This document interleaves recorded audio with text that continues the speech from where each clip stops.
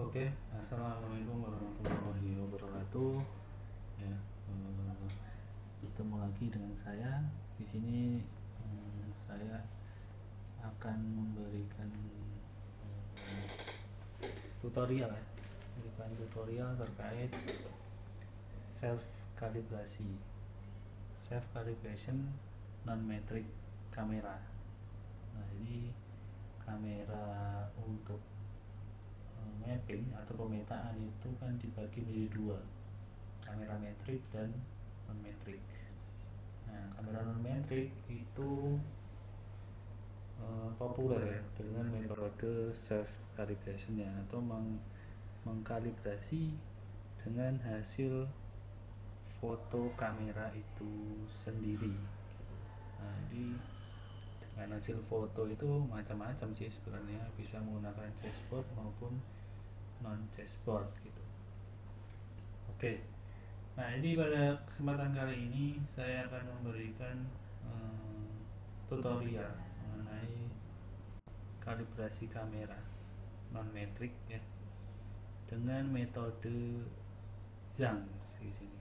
Nah, jadi nanti kalibrasi ini dilakukan di Python atau kita menggunakannya Visual Studio, lalu menggunakan library OpenCV. OpenCV itu Open Computer Vision. Jadi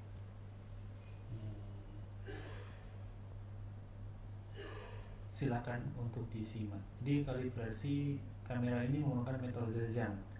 Nah, apa itu metode Zeiss? Jadi metode Zeiss ini diperkenalkan pada tahun 1999. Salah satu metode kalibrasi yang paling populer dan banyak digunakan karena yang pertama kesederhanaannya, efisiensi dan akurasinya.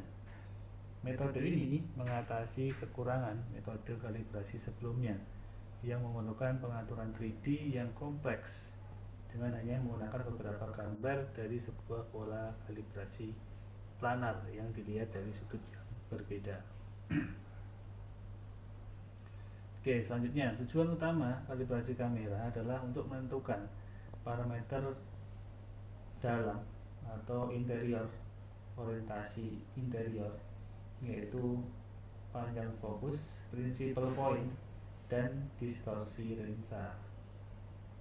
Lalu yang kedua adalah ekstrinsik, yaitu rotasi translasi kamera relatif terhadap dunia nyata. Nah, metode Zeiss menggunakan pola papan catur atau chessboard planar sebagai objek kalibrasi. Keunggulan papan catur adalah titik-titik sudutnya dapat dideteksi dengan akurasi tinggi. Nah, jadi karena tadi menggunakan OpenCV ya, mendeteksi secara otomatis, jadi untuk menggunakan papan catur atau chessboard ini menjadi salah satu kemudahan OpenCV untuk mendeteksi titik-titik yang akan dicari secara otomatis. Oke, kita masuk ke persiapan alat dan data. Jadi kita menggunakan Python. Jadi yang pertama harus diinstal dulu Pythonnya, dan langsung di Python juga bisa, menggunakan Visual Studio juga bisa. Kalau di tutorial ini menggunakan Visual Studio. Nah, lalu yang pertama install library NumPy. Jadi NumPy itu digunakan untuk perhitungan operasi matematika. Lalu yang ketiga install library OpenCV tadi, Open Computer Vision. Ya, ini tadi Computer Vision ini untuk mendeteksi titik-titik yang diperlukan dalam kalibrasi kamera ini. Oke, sebentar.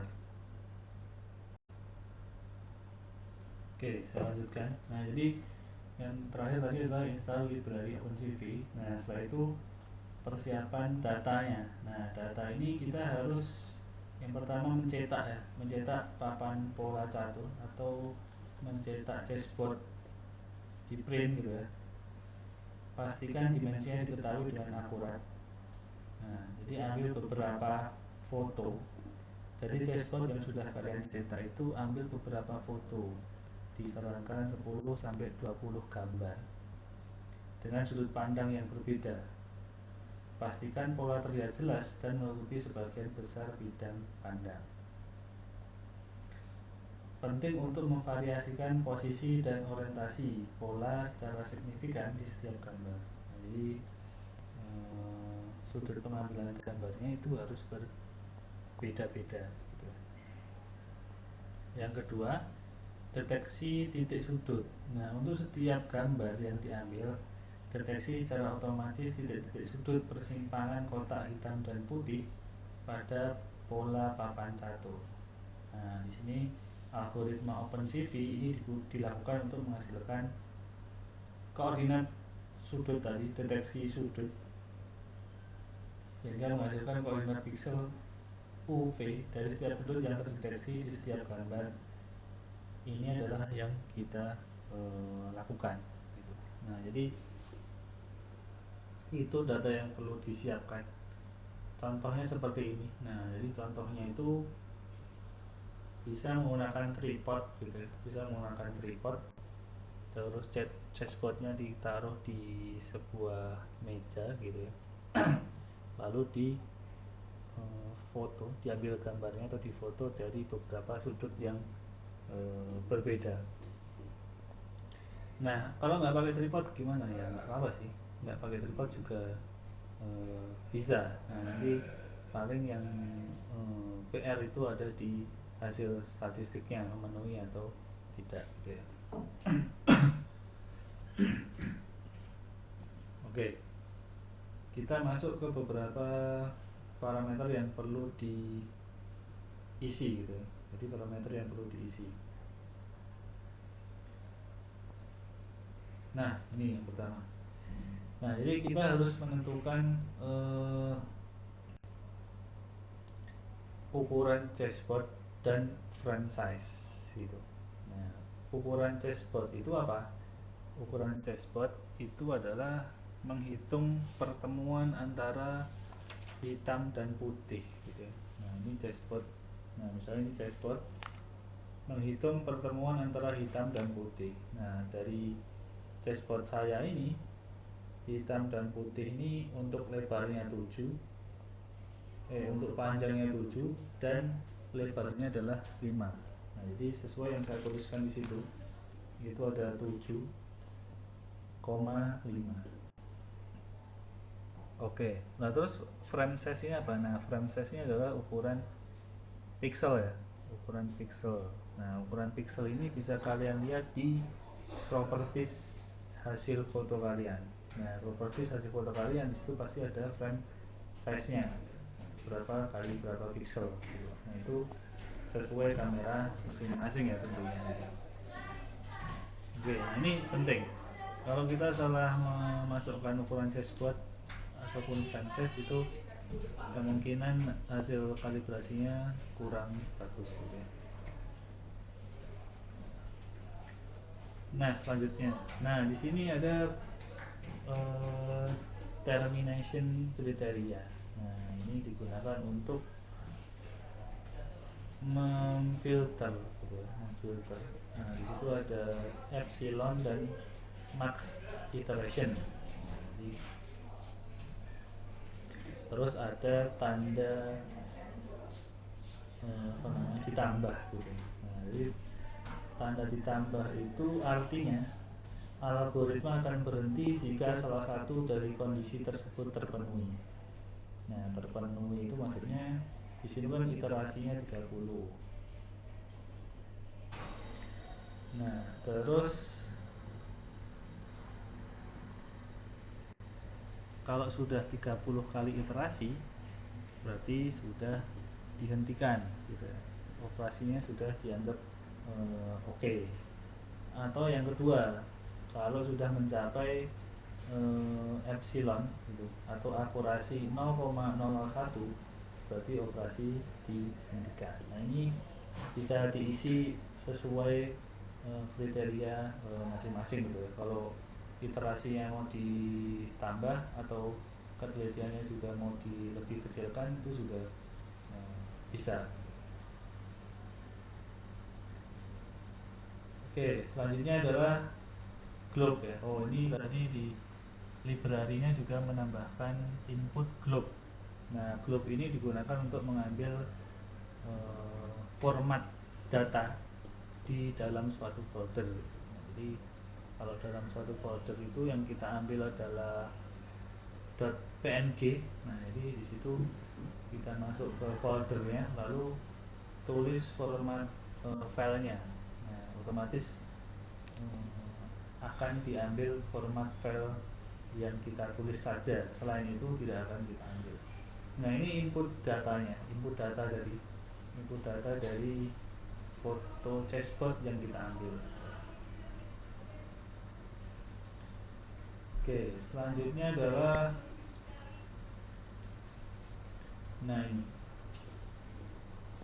ini adalah mencari tadi. Yang pertama tadi kan kita definisikan nih, titik-titik pertemuan atau chessboard size tadi, titik pertemuan antara hitam dan putih, kotak hitam dan putih itu sudah kita tentukan di awal. Nah, di sini OpenCV mencari lagi, menemukan lokasi sudut dengan akurasi subpixel atau lebih presisi. Nah, jadi kan kita bisa definisikan nih, dalam foto chessboard yang kita masukkan itu ada panjangnya 7, lebarnya 5. Nah, setelah itu OpenCV akan mencarinya lagi gitu, akan mencari lagi dengan ketentuan sebagai berikut. Dengan search window, ukuran jendela yang digunakan untuk mencari titik-titik tersebut, lokasi sudut dengan akurasi subpixel itu bisa kita tentukan. Di sini tentukan adalah 11 pixel, 11 pixel. Nah, jadi kalau mau kalian atur lebih besar atau lebih kecil itu juga bisa gitu ya. Nah, ini adalah pengaturan search window untuk mencari lokasi sudut akurasi subpixel.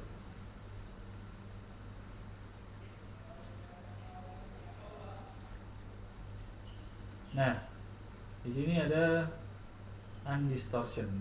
Nah, ini undistortion ini hasil kalibrasi yang kita lakukan dengan kamera dan chessboard tadi, itu bisa untuk meminimalkan distorsi dari foto-foto yang kita ambil dari kamera kita, kamera non-metrik itu. Jadi foto-foto itu bisa kita perbaiki distorsinya sehingga distorsinya menjadi minimum gitu ya. Oke, nanti akan saya tunjukkan di Visual Studio. Oke, kita beralih ke Visual Studio ya. Nah, jadi di sini saya sudah memiliki beberapa input gambar. Nah, ini input gambar saya ini. Nah, jadi saya menggunakan JPG ya formatnya. Nah, ini adalah beberapa input gambar saya. Saya mengambil 6. Nah, jadi dalam foto-foto ini terlihat bahwa ini distorsinya sangat besar karena ini meja yang harusnya lurus ini menjadi sangat melengkung gitu ya. Oke. Nah, makanya kita akan melakukan kalibrasi kamera sehingga kita bisa meminimalkan distorsi dari hasil kamera non-metrik yang kita punya. Oke, ini tadi sudah dijelaskan isian apa aja yang perlu diganti gitu ya. Oke, kita akan coba run.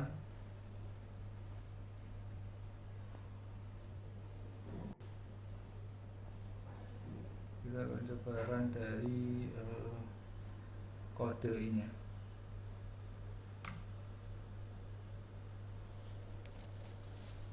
Nah, di sini dia mencari ini titik-titik yang sudut yang sama tadi. Pertemuan adalah antara putih dan hitam gitu ya.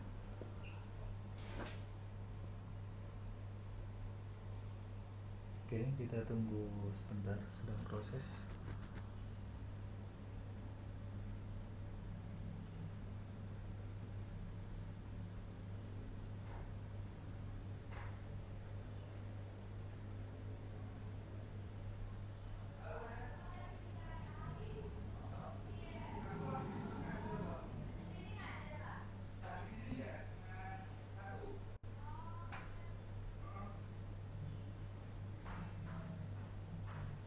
Ya, kita lihat di sini ada garis-garisnya. Di sini ada garis-garis. Nah, oke. Nah, di sini ada beberapa hasil yang bisa kita lihat gitu ya.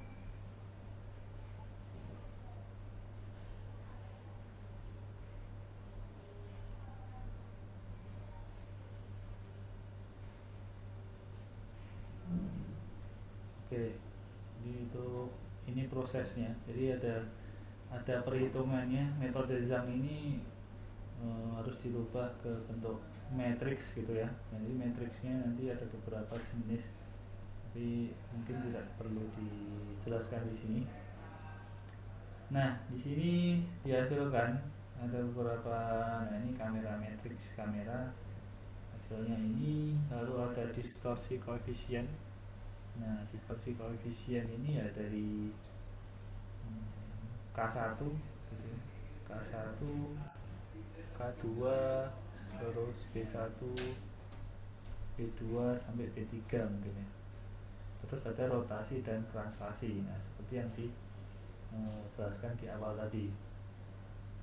Lalu ada total error. Nah, total error ini 0,49 gitu ya. Nah, jadi nilai ini kalau berdasarkan teorinya, reprojection. Nah, ini sangat baik kalau kurang dari 0,5 pixel. Jadi kalau oh ya, tadi hasil distorsi tadi K1, K2, K3 dan P1 dan P2 atau distorsi radial dan distorsi tangensial.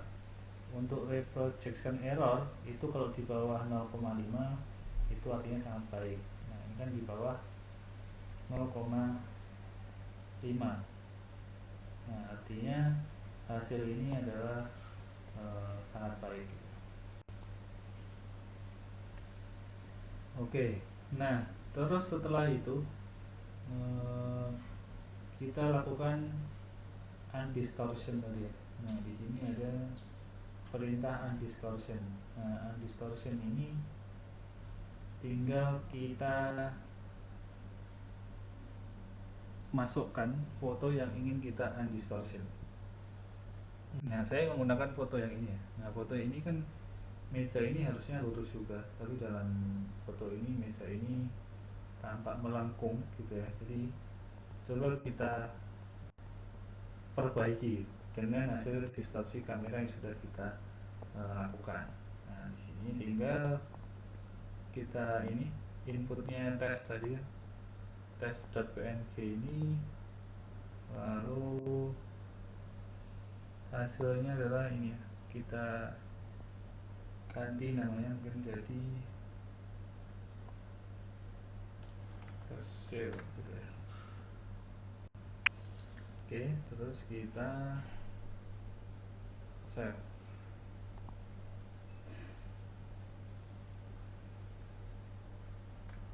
Kita save terus kita run lagi.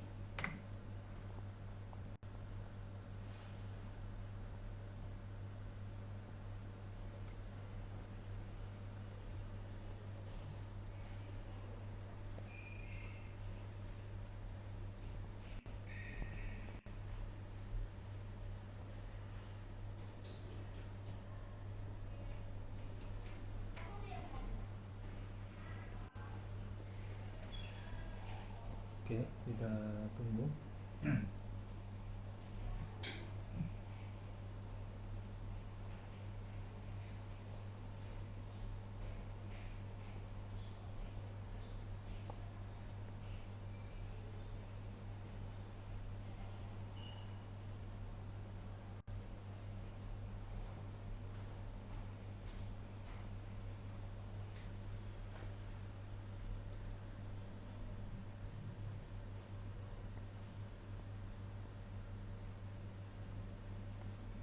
Nah, di sini ada hasil.png. Coba kita buka. Nah, kita bandingkan dengan data inputnya. Nah, tadi ini kan melengkung gitu ya. Nah, ini kan melengkung dengan yang, nah, ini di sini ini sudah distorsinya itu sudah dikoreksi ya, sudah dikoreksi dengan hasil kalibrasi tadi. Nah, sudah dikoreksi dengan hasil kalibrasi tadi. Ya, mungkin tapi belum sempurna ya, karena ya, ini input fotonya juga kurang bagus gitu. Cuman ya inilah fungsi dari kalibrasi kamera itu untuk mengoreksi setiap foto yang akan kita gunakan dalam pembuatan peta foto ya, atau ortofoto itu. Jadi setiap foto dikoreksi. Karena apa? Karena biasanya dalam suatu proyek pembuatan peta foto udara itu input datanya sangat banyak gitu ya, ribuan gitu, bahkan ya puluhan ribu lah, bisa 15.000, bisa 18.000, bisa di bawah 10.000. Nah, jadi kalau setiap hasil foto itu tidak dikoreksi dengan hasil kalibrasi, ya hasilnya pasti akan kurang baik gitu. Nah, jadi ini merupakan mitigasi sehingga hasil dari foto udara nanti semuanya itu sesuai dengan keadaan di lapangan, terutama bagian geometriknya gitu. Oke, mungkin itu yang bisa saya sampaikan. Nah, jadi ini nanti kalau ada yang butuh kodenya itu bisa saya kopikan gitu. Oke, saya kira cukup. Terima kasih. Wassalamualaikum warahmatullahi wabarakatuh.